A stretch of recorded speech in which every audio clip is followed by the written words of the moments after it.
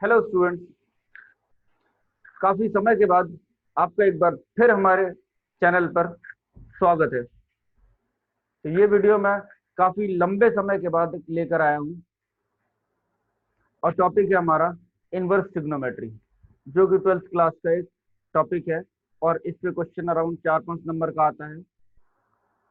तो चलिए एक बार शुरू करते हैं inverse trigonometry.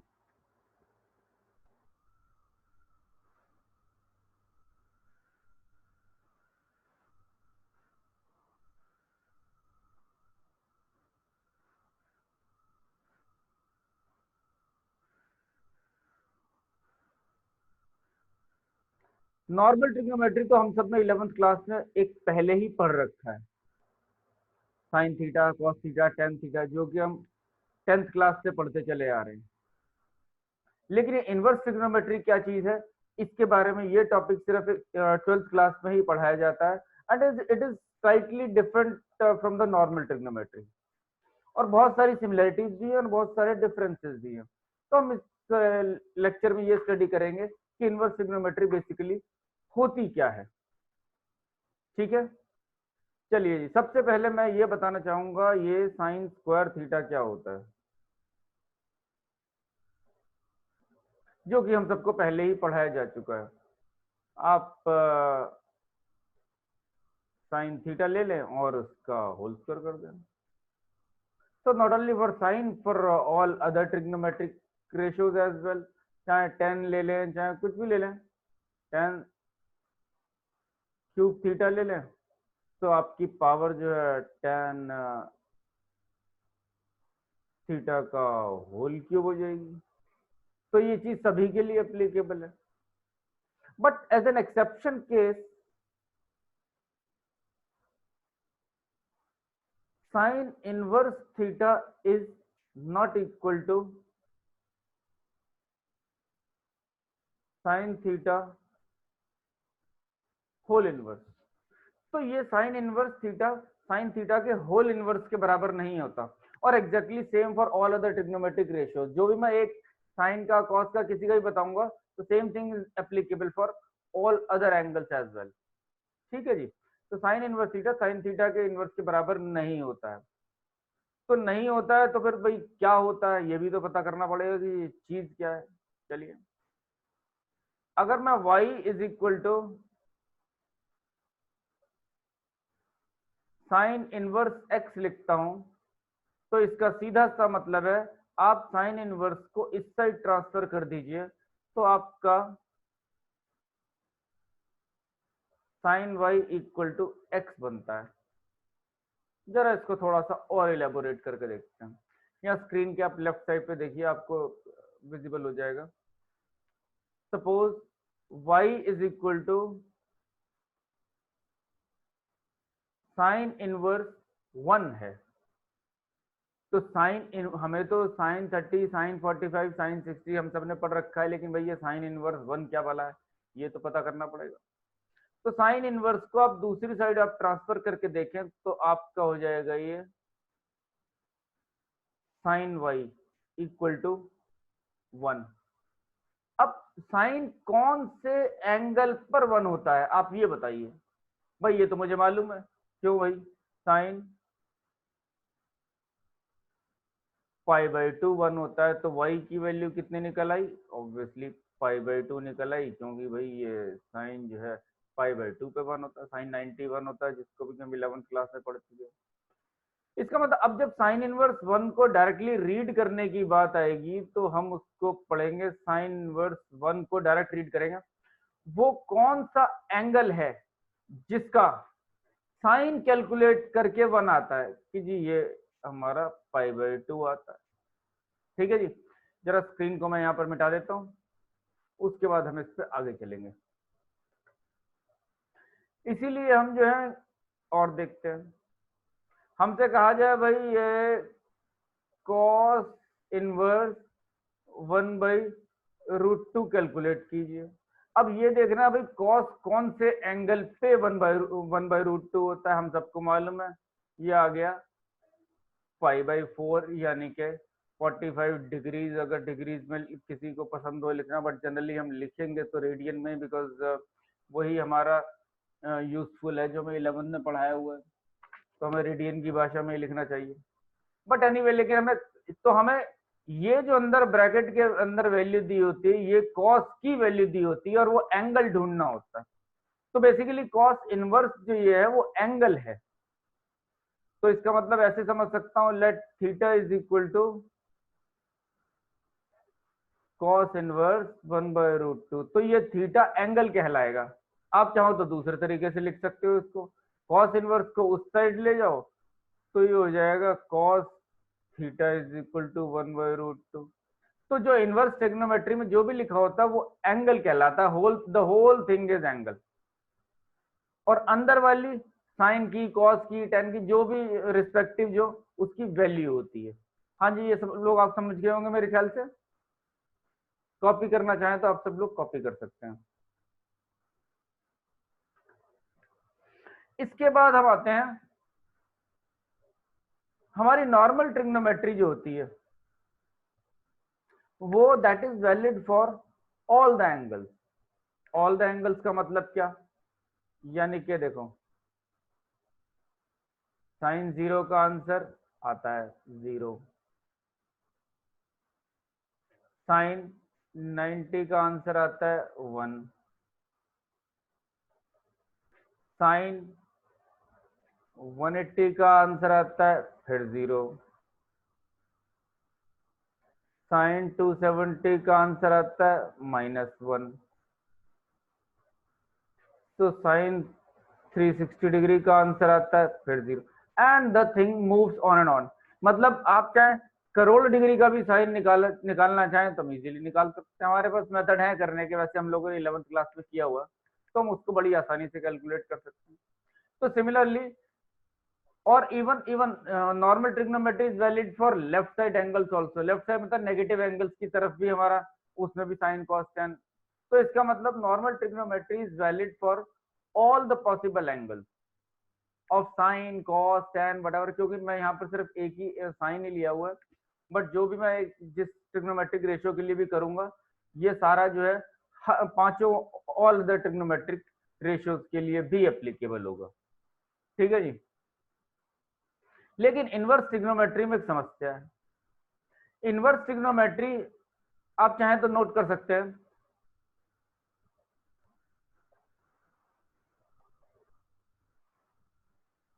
Inverse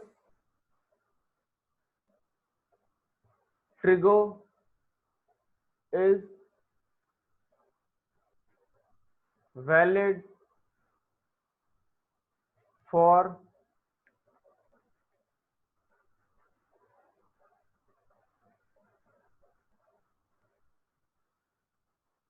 limited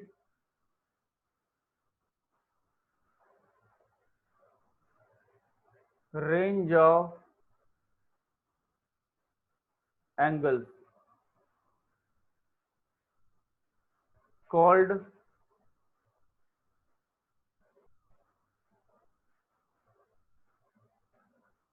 principal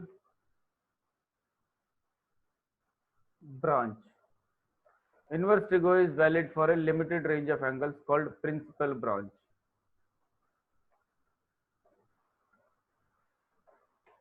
इसको कहते हैं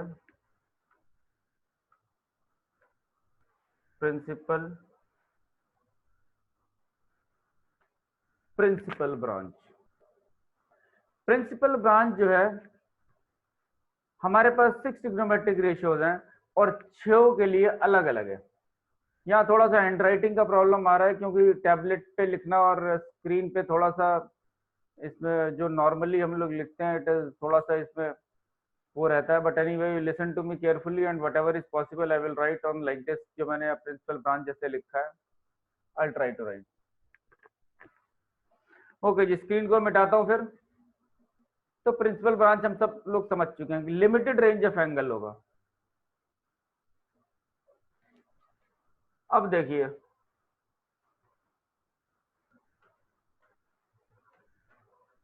principal branch for sine, principal branch for sine. Sine के लिए प्रिंसिपल ब्रांच देखते हैं।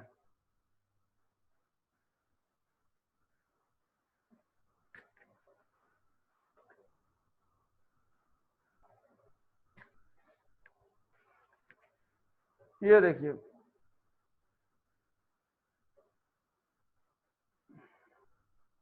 ये ग्राफ है, ये देखिए, और ये देखिए। मतलब अगर मैं लिखूं y is equal to sine inverse x,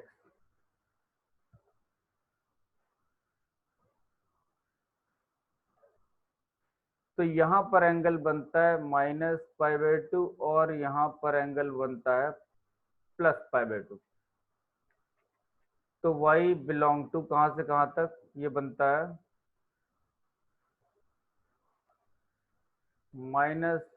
-π/2 से π/2 and x belongs to -1 to +1। ये याद कर लेते हैं। तो प्रिंसिपल ब्रांच जो साइन की रहेगी -π/2 से +π/2, ये है। अब इसका डीप रूटेड मीनिंग क्या है, जरा उसे भी एक बार समझ लेते हैं। अगर मुझसे कहा जाए कि साइन π/6 का वैल्यू हम सबको मालूम है कितना होता है, 1/2, है ना। तो π/6 is equal to sine inverse 1/2 लिख सकते हैं। कितनी सही बात, ठीक है। बट अगर इसी चीज को एक तरीके से और देखा जाए, जरा स्क्रीन के आप लेफ्ट साइड में देख लीजिए।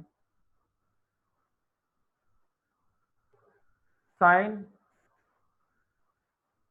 5π/6 वो भी हाफ होता है, आप लोग कैलकुलेट करके देख लीजिएगा, 11th क्लास में मेथड सिखा रखा है। But 5π/6 is not equal to sine inverse 1/2। ऐसा क्यों? क्योंकि जो मैथमेटिशियन ने इसका रेंज जो डिसाइड किया है -π/2 से लेके +π/2 तक, और ये 5π/6 जो कि ये आपका 150 डिग्री है, which is not lying between, that does not belong to -90 और ये +90 के बीच में लाई नहीं करता, इसलिए इनवर्स ट्रिग्नोमेट्री हम यहाँ नहीं अप्लाई कर सकते। ये समझ लेते हैं बात। हाँ, ये समझ गया आपसे बातों को। चलिए जी, तो ये हमारा पहला हो गया प्रिंसिपल ब्रांच फॉर साइन। अब हम देखते हैं प्रिंसिपल ब्रांच फॉर कॉस। चलो जी, देखते हैं प्रिंसिपल ब्रांच फॉर कॉस। मैं इसको फिर मिटा देता हूँ।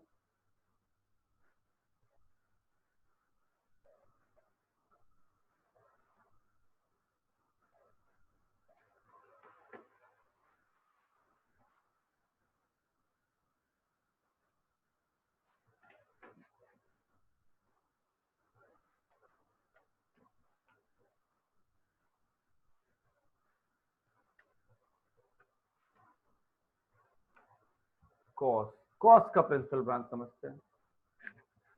कॉस का प्रिंसिपल ब्रांच क्या होता है वो देखिए, फिर से ग्राफ बनाएंगे।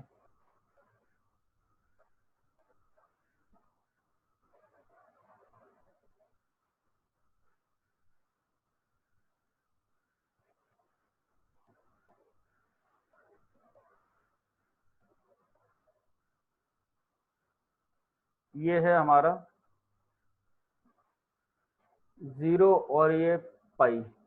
तो मैथमेटिशियन ने इसका जो है रेंज है ना 0 से लेके पाई तक डिसाइड कर रखा है। ये देखिए, यानी कि y is equal to cos inverse x। अगर आपका, तो इसका मतलब y शुड बिलोंग टू 0 से लेके पाई तक होना चाहिए। एक्स तो ऑब्वियसली फिर जो है -1 to 1 लाइक करेगा ही करेगा। The same concept is applicable for, जैसा हमने साइन में किया था वैसे ही कॉस के लिए। ठीक है जी, चलिए जी। इसके बाद तो इसका मतलब कॉस के केस में इनवर्स ट्रिग्नोमेट्री जब एंगल 0 और 180 के बीच में होगा तभी हमारा इनवर्स ट्रिग्नोमेट्री कॉस में लगा पाऊंगा। इसके बियॉन्ड मैं इनवर्स को ऑपरेट नहीं कर पाएंगे। ठीक है जी, आगे चलते हैं।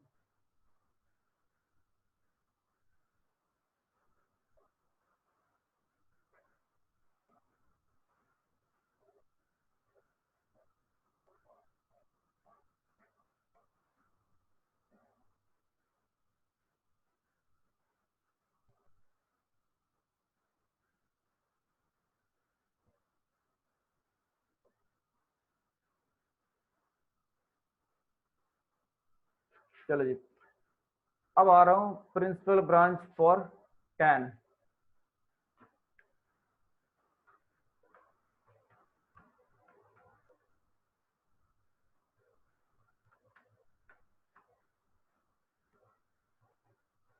tan tan का प्रिंसिपल ब्रांच, इसको आप ध्यान से देखें।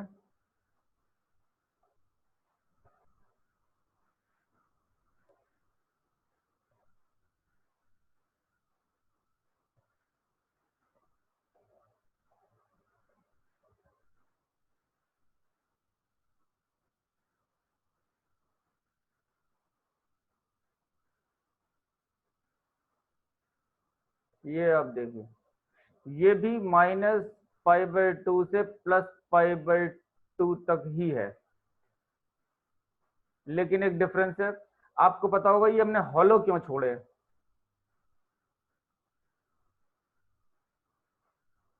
हॉलो क्यों छोड़े हमने? हॉलो का मतलब ये वाले इंक्लूडेड नहीं है, क्योंकि हमें मालूम है tan 90 इंफिनिटी होता है और tan -90 भी इंफिनिटी होता है। तो y बिलोंग्स टू, यहाँ पर हम ओपन इंटरवल की बात कर लेंगे -π/2 से +π/2, और x फिर इसमें से बीच में से कुछ भी वैल्यू हो सकता है। तो ये हमारा tan का प्रिंसिपल ब्रांच हो गया। ठीक है जी, तो हमारा ये third one sine cos ten तीनों डिस्कस हो चुके हैं। हमारे पास तीन और बचते हैं, उनको हम डिस्कस करेंगे।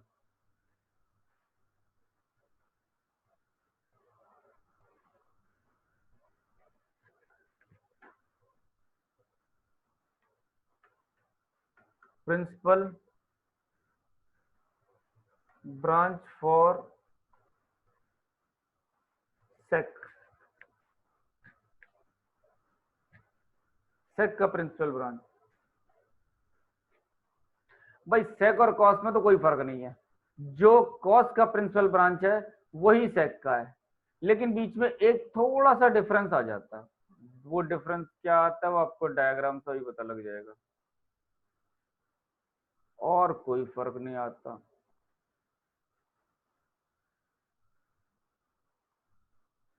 वही 0 से पाई तक है ये, बट बीच में एक मैंने हॉलो बीच में छोड़ दिया है। हॉलो क्यों छोड़ा भाई? क्योंकि cos 90 0 होता है तो sec 90 इंफिनिटी होता है, तो उसकी वैल्यू हम कैलकुलेट नहीं कर पाएंगे। नहीं कैलकुलेट कर पाएंगे तो फिर कैसे लिखेंगे? y इज इक्वल टू, सबसे पहले लिखेंगे sec इनवर्स x। ठीक है जी, उसके y is equal to sec inverse x, और हमारा हो गया y बिलोंग्स टू 0 से लेके पाई तक क्लोज इंटरवल माइनस, आप चाहें तो एक ये π/2 ऐसे लिख सकते हैं। π/2 नहीं है भाई, इसमें हटा दिया π/2, और क्या करें। ठीक है ना। और आपका x बिलोंग्स टू कहां से कहां तक बिलोंग करेगा? हाँ जी, -∞ से लेके -1, यूनियन 1 से लेके इंफिनिटी तक लाई कर जाएगा, और क्या। ठीक है जी, हमने प्रिंसिपल ब्रांच सेक की डिस्कस कर ली। अब सेक के बाद हम आते हैं कोसेक की। तो मैं इसको क्लियर करता हूं।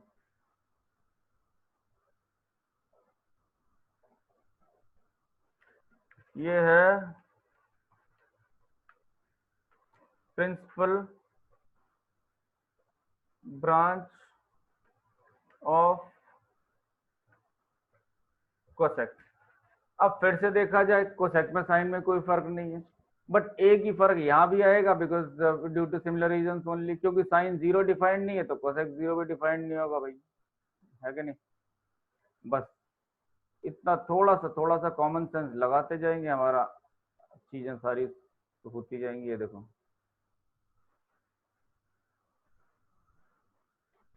ये है -π/2, ये है +π/2। तो अगर y इज इक्वल टू हमारा कोसेक इनवर्स x है, तो y बिलोंग्स टू -π/2 से +π/2 -0, 0 काउंट नहीं करना है भाई। और x हमारा बिलोंग कर जाएगा -∞ से -1 यूनियन 1 से इन्फिनिटी। ठीक है जी, आप इसको भी नोट डाउन कर सकते हैं। ये -∞ टू -1 और 1 से इन्फिनिटी क्यों? जरा आप देखें, जो साइन की वैल्यू होती है -1 और 1 के बीच में लाई करती है, तो कोसेक की वैल्यू उसके आउटसाइड लाई करती है। एक रूल होता है, whenever some function lies within certain interval, then its reciprocal can not lie in that interval. तो ड्यू टू सेम रीजन, अगर आपका साइन आपका -1 और 1 के बीच में लाई करता है, तो कोसेक आपका उस इंटरवल से आउटसाइड लाई करेगा। तो due to that reason only, and infinity को हम कभी काउंट कर नहीं पाएंगे। ठीक है जी, अब हमारे पास एक ही चीज बचा है कॉट का। चलो जी, उसको भी देखते हैं।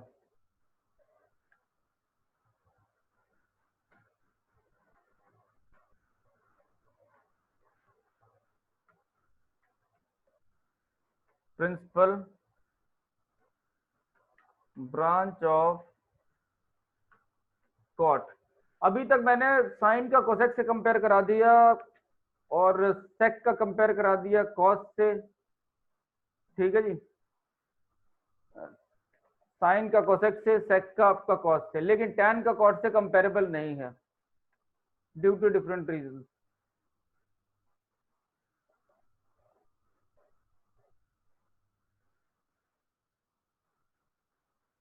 ये आपका 0 से पाई आएगा, हॉलो है ये, हॉलो, दीज आर हॉलोज।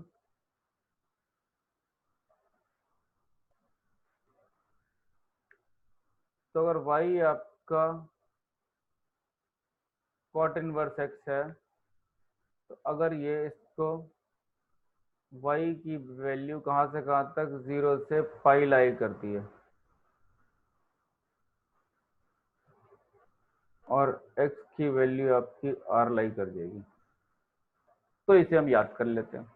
तो ये जो है, this is something similar to cos की तरह है, ये कॉस या सेक की तरह। सेक में सिर्फ एक पॉइंट का फर्क पड़ता है।